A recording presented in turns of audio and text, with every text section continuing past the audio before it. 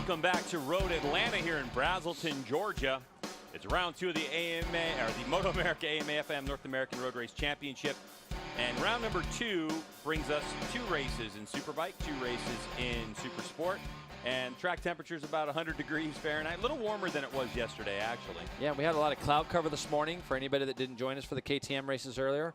It was a little bit overcast, even rained a little bit on us, had a little delayed start. And now we've got perfect conditions, 80 degrees, it's nice, it's not too windy out there.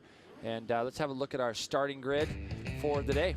Starting on pole position, Valentin Debise out of France, a 127.917. Garrett Gerloff, the winner from yesterday, at JD Beach on the front row. And then we have Benny Solis on the Honda, Brandon Potch, the rookie in the class, Nick Mcfadden, the first of our qualifiers for the Superstock 600, as denoted by those yellow numbers with red backing. Yeah, you can see we have Jason Aguilar, Xavier Zayat, who was right up there with Nick yesterday in the Superstock category, but tipped over. JC Camacho, Connor Blevins, Michael Gilbert, Daytona Anderson. Hopefully he's feeling a little bit better today than he was yesterday. Anthony Mazziato had a couple tip overs, but I know the kid's way better than that, Greg. He's going to do well as the season goes on. Shane Richardson, Rafael da Silva, Southern California guy. And then we look back even further. Joseph Giannato, Brandon Cleland, Braden Ort on our row 6. Row 7, we got Jody Berry, Caroline Olsen, and Ryan Christensen. Ryan has won the last chance qualifier the last 2 days straight. Gage Reese, Andrew Lee, Jarrett Hosseini, and I believe our last qualifier was C.J. LaRoche this morning in that last chance qualifier. Always fun to watch that last chance qualifier, Greg. Those top 5, the last 5 guys in this grid didn't quite get in on time, so they raced to get in. It's kind of a fun one to watch. Yeah, that last chance qualifier is spectacular because everyone in that race knows top 5 make it into the big show. All right, as we take a look at the S's up into turn number 5, where a lot can be decided there, let's take a look at the Kawasaki keys to the race. Jason, take it away. Well, my keys to the race today, Greg, start here. JD Beach will be closer today. He made a small error in that last corner. It wasn't lost on me yesterday that he ran the fastest lap of the race yesterday coming back through the field. Valentine, is it going to be Valentin's first race win of the year? He's finished second both races that we've seen so far. One at Coda, one here yesterday. But boy, he is primed and ready to win. He's got the pace. He's shown that he's got the pace all the way throughout here. What can he do differently? And last but not least, let's talk about that Superstock battle. Nick Mcfadden so far at Coda, even though we didn't race Superstock there, he was pretty much the dominant Superstock rider that was there, and he has set the pace all weekend. He had him off yesterday morning, but his crew did a fantastic job getting that bike back underneath him. He was in an early battle for probably the first 5-6 laps there with Xavier Zayat, which was a very enthralling battle. Those two had pulled away. I wonder if today, if anybody's else is going to be able to get a little bit closer to him. Nick Mcfadden out of Owensboro, Kentucky. And yes, he is friends with the Haydens and the whole group out of Owensboro on that M4 Med-Age Suzuki. I think the question is, will Nick Mcfadden try to close the gap up to the Supersport bikes? More adjustability, more electronics, a little more sophisticated motorcycle, I guess, is Supersport versus Superstock 600. And different tires, slick Dunlop tires on the Supersport bikes versus DOTs on the Superstock 600s. All right, so the grid is forming up right now. We have 9 rows of competitors getting ready to do battle here at the Suzuki Championship at Road Atlanta. And what you're going to see is Marshall goes with that red flag, clears the grid. Everybody's off.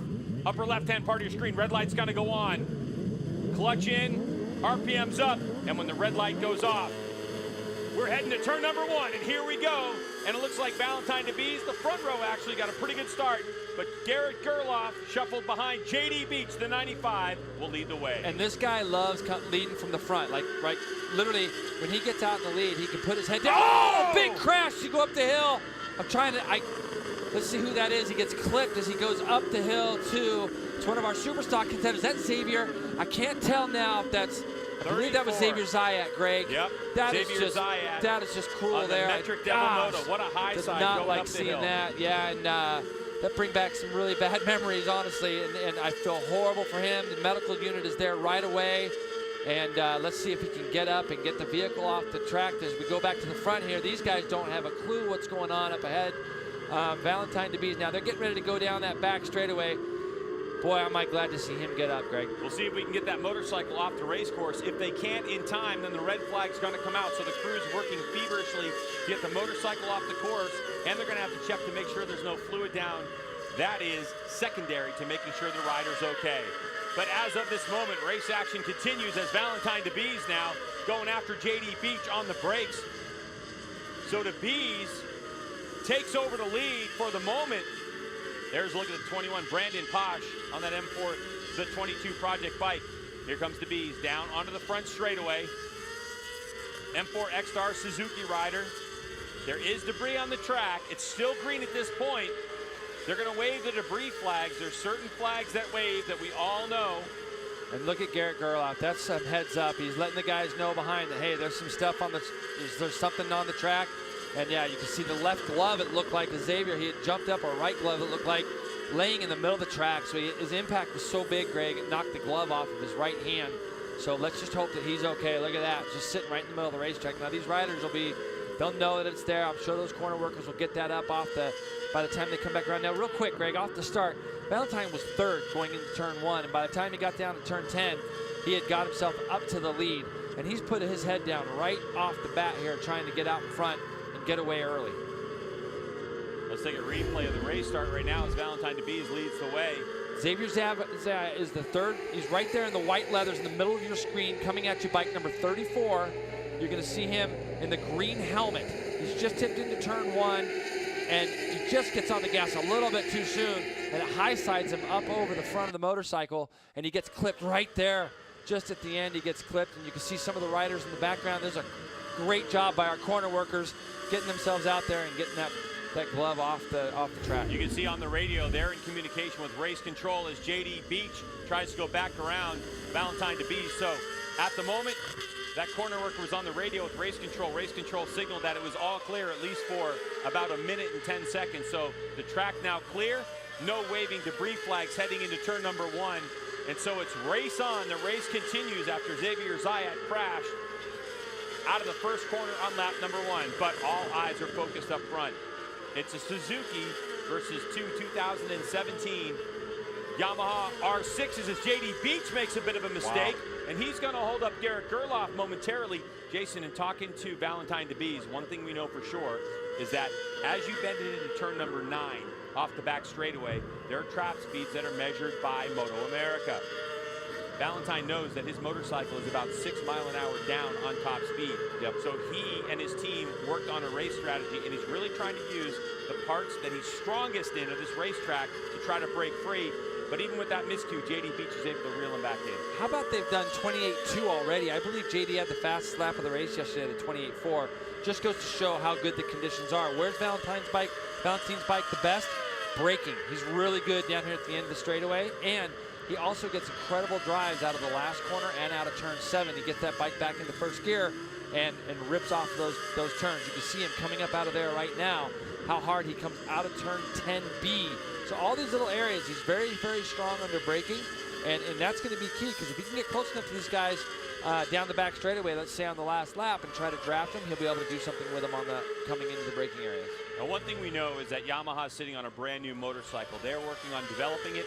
There's more parameters there as well as we have a look at Benny Solis Jr. Benny Solis in 4th place, where he's really been slotted.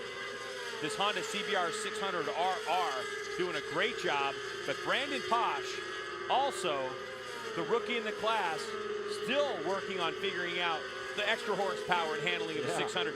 He was in the KTM RC Cup. He obviously is the reigning champion, but also during that time, he has experience on a 600. It's not like he all of a sudden jumped on a 600 out of the clear blue sky.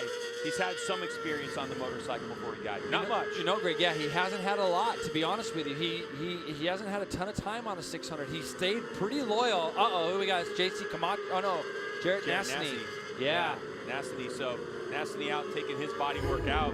Where did this happen? Let's have a look. This going down into turn. Oh, wow. That's going down into turn 10A. And that just looked like a little bit too much front brake and locking that brake lever up. And boy, am I glad to see him get up and get away from that. The Altus Motorsports rider out of Altus, Oklahoma. So Jarrett Nassany is out of this race. He's walking away gingerly. Hope he's going to be all right. Yep, and I apologize. I know JC and him are running kind of the same livery there. So, but when we saw some yellow flags going down into that area. But back up front, these 3 guys are tied together. These are really the only 3 guys, Greg, that have been able to get in the 28s on the 600s. I mean, all weekend long. Benny's been closer, but he's got down to the 29s. So is Brandon. But these guys are really setting the tone for the year of where the championship battle is going to come down to. Working lap 6 now, 5 laps complete. There's looking at Valentine DeBees and that Suzuki and how nimble it is. I mean, it just rips through that S section of the racetrack, which is, by the way, it's not an easy section to really nail. Those apexes, when you vary your speed, you've really got to figure out how to get that bike from side to side to get to your marks. Yeah, no question. And he is, like, if you watch here, you can see how the Yamaha's turned in a little bit earlier. He's squaring that turn up a lot, so that's why he gets the drive he gets. That's why they're not getting close to him on the exit of that corner. He backshifts into first, waits a little bit longer to turn the bike, but the second he tips it in, he stands the bike upright immediately and just drives off there. JD's in a good draft here as they come down into turn 10. Let's see if he takes a shot at him. First time we're going to see JD take a shot at Valentine. What's going to happen, Greg? On the brakes, Valentine DeBees will hold on to that lead. So JDB showed Valentine that he can actually get by him in the draft, or at least come up next to him in the draft. Thinks better of it as Valentine gets hard on the binders coming down that hill, and the Suzuki seems to be moving around a little bit more under braking as we head down into turn 12 than those Yamahas. And all the while, you have the #1 plate, Garrett Gerloff, just hanging back there, doing the same lap times. Oh, yeah, Garrett did it yesterday. JD was doing it yesterday. You see that time there, JD Beach got a little bit of a slide, so much so where it took his left foot off the foot peg. So this is where Valentine has the number. He just goes down through these S's so quick. Last time by, it was his quickest split through that first section. Here you see it again. JD's hanging off the inside of the bike, and he's able to get himself back onto the motorcycle. That bike just snaps around a little bit further, Greg. That's when you get yourself into trouble. So 28-1 last lap. 28-1 for Valentine DeBees. Worth noting that in qualifying, a 27.917. So right now, Valentine DeBees circulating just about 0.2 of a second off of his qualifying time. Garrett Gerloff has done a 28.2 as his fastest. That's faster than qualifying. JD Beach at his pace at a 28.2, about 0.6 of a second faster than he went in qualifying. And so he's doing that pushing his own win. There's no draft, there's no anything. He's just out front pushing as hard as he can. But he can put these laps together. This is what he's been doing. I've been watching him do long runs. He gets out there and he can just hammer the laps, Greg, over and over and over. But like I said, the conditions are so perfect right now, and that's why we're seeing these lap times so much quicker. Look at the drive he gets out of the last corner. So deep into turn number 12, that Suzuki just moving all over the place. But it's part of the rhythm that Valentine DeBees has right now with this machine, his second year on this M4 X-Star Suzuki team. Battle for fourth here, Benny Solis and Brandon. Both these guys yesterday, I just happened to be around them yesterday, and Brandon was just jabbing poor Benny, saying, I'm gonna smoke you tomorrow. I'm gonna really whip on you. As you look at Jason Aguilar, Daytona Anderson's just behind him. Jason Aguilar right now running second in Superstock. That's where he finished yesterday. He's got Daytona Anderson right behind him as they head up the hill. Then you got JC Camacho and Michael Gilbert directly behind him. And then it looks like Connor Blevins and Shane Richardson. Shane Richardson from New Zealand, who I haven't even had the pleasure to meet yet, riding very, very well. Everybody looked at him in the first practice group of Superstock and kind of thought, who's Shane? So definitely want to get to know him a little bit better, but he's doing a fantastic job. You see those two Kawasaki's just back there. Quick note, the Superstock 600 class, so it's a race inside of a race, has those yellow numbers with the red backing on it. Daytona Anderson with the white backing with the blue numbers. So it's still a race for position on track in Supersport overall, but also wherever you finish in the order of Superstock 600. So for instance, Nick Mcfadden right now, as you can see in the left-hand part of your screen on our graphics, he sits in 6th overall, but he's #1 in Superstock 600, so he would score points, maximum points in that class. Back up front. JD almost just did it again, what he did yesterday. He's getting in there deep, but this time he turned it in early to get that bike turned, but he used up all the exit on that track, and you saw how Valentine was able to pull away from them a little bit on the exit of that turn. So I don't know if he's having trouble in that section or if he's having trouble kind of in the braking areas, but we'll keep an eye on that as the race wears on. By the way, not this lap that they just completed, but the lap before, Garrett Gerloff went 1:28.019 to set the fastest lap of the race so far. He did it with 6 laps in the books. Last time around for JD Beach, he just set his fastest lap. So usually what we see, especially in the bigger bike classes, is most of the people are going to do the fastest lap of the race, maybe right around this mark, from lap 3 to lap 5 or 6. These riders continue to drop the pace as they keep measure on each other as Valentine DeBees on the M4 X-Star Suzuki, going up against a couple of Monster Energy Yamalu YES Graves Yamahas. Yeah, he definitely just wants to lead at the front. And you see again, JD's in the draft, not going to be able to do anything this lap. And those Yamahas are just able to stay close enough. You just got to feel like if there's just one little mistake or whatever between the two Yamahas, which doesn't get made very often, I might add, Valentine will get that break he needs. But just when it looks like he's got a little bit of a gap, he's not able to quite clear these guys. So that little bit of advantage down the back straightaway, like for instance, that last lap, 159 mile an hour for Valentine down the back straightaway, as opposed to Garrett Gerloff and JD Beach, both in the 164 to 166 range. Wow, 166 for Garrett Gerloff, aided, of course, by a double draft. Yes. So 10 laps remain in this stem to stern coverage brought to you by BN Sports, of course, as we take you from the beginning to the checkered flag. Continuous race action through the S's. Into turn number 5 goes the number 53, Valentine DeBees, leading the way on the M4 X-Star Suzuki. Yesterday's race, a couple things with Valentine. Number 1, he thought that if the race continued that he had broken those riders, that he could have gone faster. After the red flag came out, you can't change tires. So they have to use the same tires they start with. And he thought that the extra heat cycle in the tires would actually help him. Obviously, it didn't work out that way as Garrett Gerloff had his measure towards the end of the race. The other thing, Jason, that you notice in this race is that now that we're 9 in, at the beginning of the race yesterday, Valentine kept looking back to see where the other riders were. Now here comes JD Beach, once again side by side, but Valentine late on the brakes. Can't do it. All right, so yesterday, he kept looking back. Remember at the beginning of the race, he'd drive out of turn 7 and look back. He said, why? He said, I needed to find out how good my drive was. I needed to find out where the Yamahas were, because he feels from his experience racing in Europe and endurance racing that he could actually alter his lines to not give them the best draft he could possibly give him. Well, I made mention yesterday that we have pit boards, and he was looking back coming out of the last corner, and I said, sometimes as a rider, you just want to see where you're gaining that advantage. You can see the bumps a little bit on the inside there. This is coming up out of turn 10B before you go onto the bridge. But yeah, I just love how neutral he rides and how smooth he looks when he's on the bike. That's why he's so fast down through this S section of Road Atlanta as he tips it into turn 5 here. But these Yamahas, they're handling amazing also, but they're also just got a little bit of extra steam on him when they come down that back straightaway. One of the most impressive wins I've seen in a long time was Valentine last year at MotoAmerica on that aging Suzuki. He's able to figure out ways, and this is what he talks about changing his lines up a little bit, try to mix things up and make it to where it's not going to be easy for these guys to just kind of read him like a book and make a big plan at the end of the race. So up front, this is the battle for the race lead. 53 Valentine DeBees, number 95 JD Beach, number 1 Garrett Gerloff. So Garrett Gerloff now coming up to the side of his teammate JD Beach.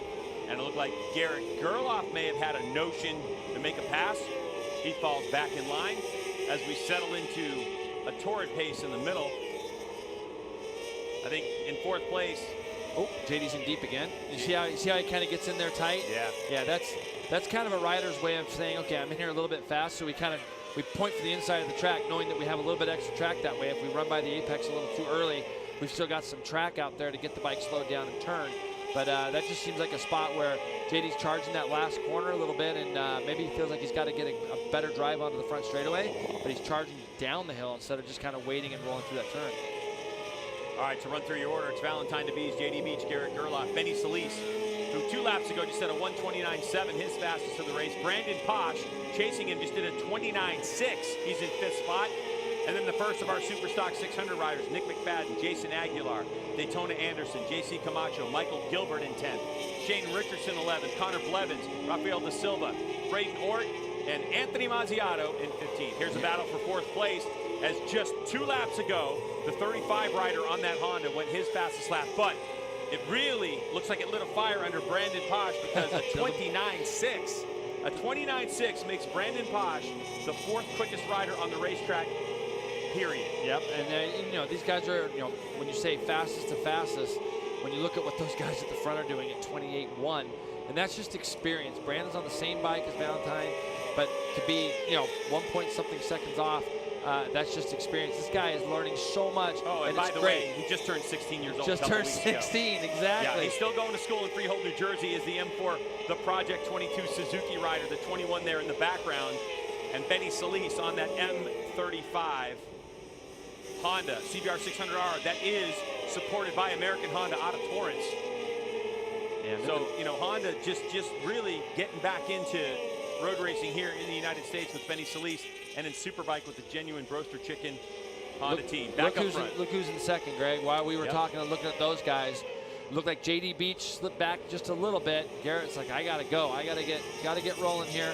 We didn't get to see exactly how that happened, but Garrett felt like it was time to move forward. He's got some fast splits going here, fastest first sector of anybody in the race. And this is kind of where we saw JD yesterday. He's kind of just off the back end of these guys ever so slightly. We'll see if he can pull that gap back in. Maybe he made a mistake or whatever, but that was a great visual, good camera work by our crew out there. You can really see how much earlier the Yamaha turns in, and he's going to be well into Valentine's draft this time. He should be able to make a pass here, Greg. Down the back straightaway, the number 1. Monster Energy Yamalube YES Graves Yamaha goes into the lead. This is where Valentine DeBees has been really strong. He closes up on the brakes. Garrett Gerloff gets a turn, and we have a new leader. Yeah, and this is where now they're going to come up over the top of this hill. Valentine's going to have a look down the inside. Not going to be able to do anything this lap, but that was almost like a little bit of a test run for him, being able to look and see what was going on. But he's going to glue himself right to the back of Garrett as they come across start-finish line. Don't be surprised if he ducks underneath him into turn 1. Here comes Valentine DeBees. He's taking an inside line. He's going to try to close it off. He does. The question is, can he get the bike turned and get it up the hill? Well done by Valentine DeBees. You know, in a conversation with Valentine earlier today, as Garrett Gerloff, by the way, just ripped off a 27.860. That was faster than their qualifying times. That is like Superbike times. That is so fast. I mean, the Superbike times yesterday, yeah, they're in the 25s, but like the 1,000 Superstock guys, 26s, mid to high 26s are fast. To do a 27 on a 600 round here is amazing. Now, of course, we're going to say that was a little bit draft induced down the back straightaway, but to do a 27 round here is so fast. Yeah, but a draft here isn't a second and a half, anything like that. I mean, you're 27.86. Yeah. Qualifying time was a 27.917. Yeah.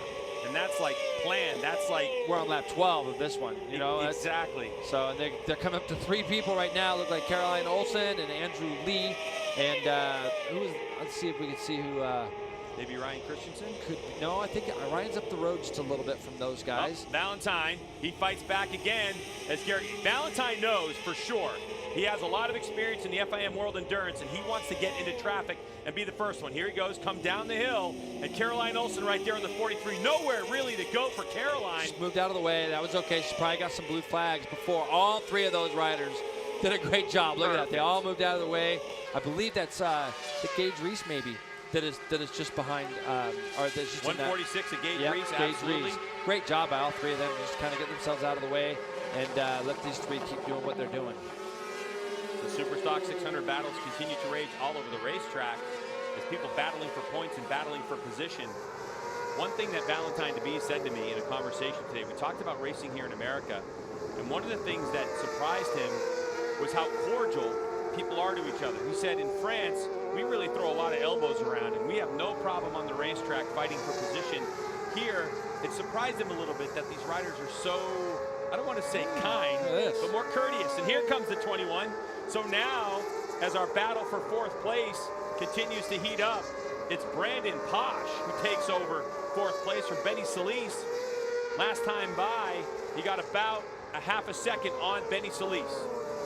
And these 2 guys know each other really well. Hung out in Southern Cal a little bit there at Chuckwalla. I've seen these guys riding around together a fair bit. But we're gonna have a look and see what happened. Whoa! Brandon had his leg off the foot pegs there, crossed the dirt.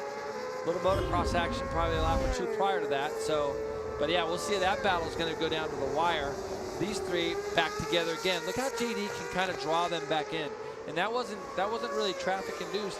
That's just he was able to catch back up to these guys. Fastest rider on the track that lap, JD Beach, 28.2. 28.4s for our 2 up front, Valentine DeBees and Garrett Gerloff. Valentine, of course, the number 53 with those leathers with that bright. You see blue flags are waving. So as Brandon Posh comes down the hill, with Benny Solis in tow. The blue flags are out, indicating to the riders that are going a lap down that they have riders coming by. And CJ did a great job there. He looked back coming out of that last corner, acknowledging the blue flags, got out of their way too. Really good job by everybody today. How about this guy? He's in a class by himself. Nick Mcfadden, literally in a class by himself. Has nobody to race with. This is an unbelievable battle for second in Superstock and 7th overall. Michael Gilbert, Daytona Anderson. I see Jason Aguilar in there. JC Camacho, I think, is just off the back of the edge, right on the back of those guys. So out of this little scrap here, Daytona's on a Supersport bike. The other 3 are on Superstockers, so he's kind of stuck in the middle of all these guys. But there's a scrap here for a podium in Superstock for 2nd and 3rd place. Number 55, Michael Gilbert, leading the way. And last time by, he did a 1:30.9. Gilbert, so far in Superstock 600, the 2nd fastest rider. As we go back up front, and Garrett Gerloff had taken over the lead, and he's going to hold it heading down into turn number 10. There's only 4 laps remaining in this one. And now, there's 3. So it's coming down to it. A cat and mouse game between Garrett Gerloff and Valentine DeBees. These riders, again, they're just 128.1, 128.4. Here's a look at the pass for the lead. As they go down the back straightaway, you can see here, he was able to just draft him absolutely perfectly, Greg. Then he moves back over to the right. We made comment of that yesterday. He's got to get far enough ahead where he can kind of peel himself back over to the right, take that line a little bit away from Valentine so he can't just let the brake off. But this is where he's so gritty. He's trying so hard to hold on to the back of him. Let's see. Yeah, the last lap, 28.7 for JD. So when these guys just start going low 28s this late in the race, it looks like that pace is just a little tiny bit much for JD. And JD admittedly said yesterday this isn't one of his best tracks.